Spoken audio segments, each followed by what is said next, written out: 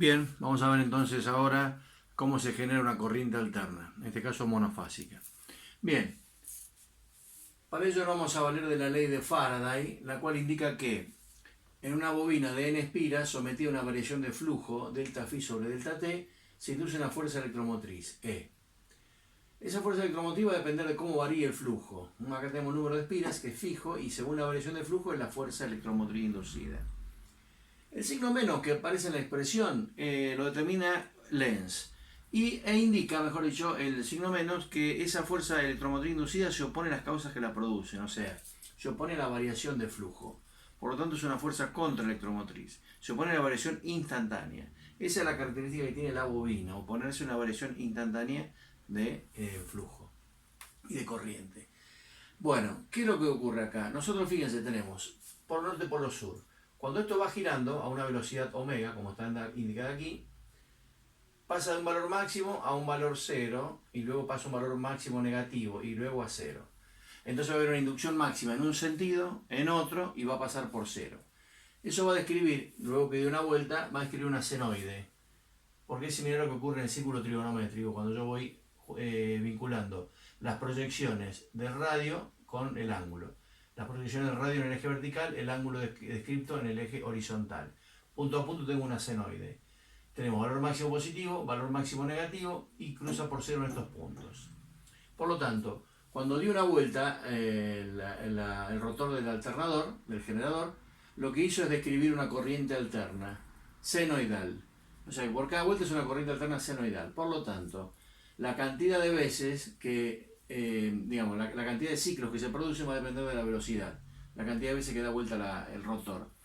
Y esa velocidad angular, omega, multiplicada por el tiempo, ¿no es cierto?, me va a dar el desplazamiento. Omega por t es el desplazamiento en ángulos que tengo, que va a ser de 0 a pi sobre 2, luego a pi, 3pi sobre 2 y 2pi. Bueno, esta es la forma en que cómo se genera la corriente alterna.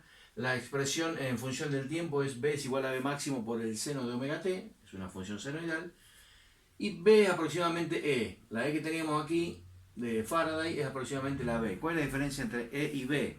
E es fuerza electromotriz y b es tensión. La diferencia entre ambos es la caída de tensión interna en el bobinado. Despreciándola, que es muy pequeña, podemos asociarla y podemos decir que son similares. E y b. Bueno, volvemos acá.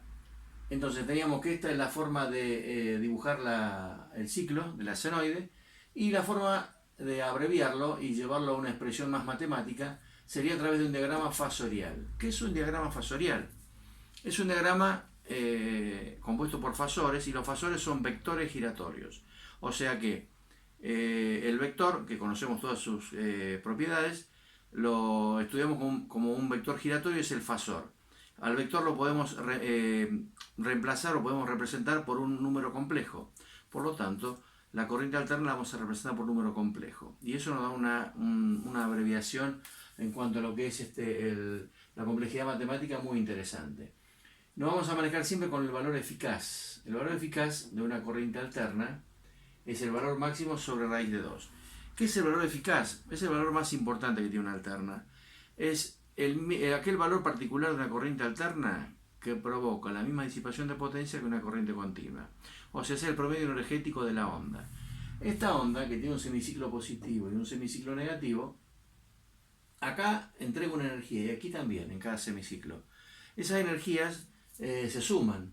Entonces yo hago una suma algebraica, hago una suma en el semiciclo positivo y negativo, como es i cuadrado por r o b cuadrado sobre r. Al elevarlo al cuadrado me queda positivo, y es la entrega de energía en un semiciclo y en otro. El promedio de esa entrega de energía es el valor eficaz. Para una onda alterna senoidal pura, el valor eficaz se obtiene dividiendo valor máximo sobre raíz de 2. Y ese es el parámetro que se coloca en el número complejo en forma polar que representa a la corriente alterna. En este caso, y en general lo vamos a hacer así, le ponemos ángulo cero a la tensión. ¿Por qué? Porque tomamos siempre la tensión como referencia. Entonces, las magnitudes que calculemos de aquí en adelante con los distintos circuitos van a estar referidas a esa tensión. Entonces, en el diagrama fasorial va a estar la tensión y las corrientes desfasadas hacia arriba, hacia abajo, depende que adelanten, atrás según el tipo de circuito.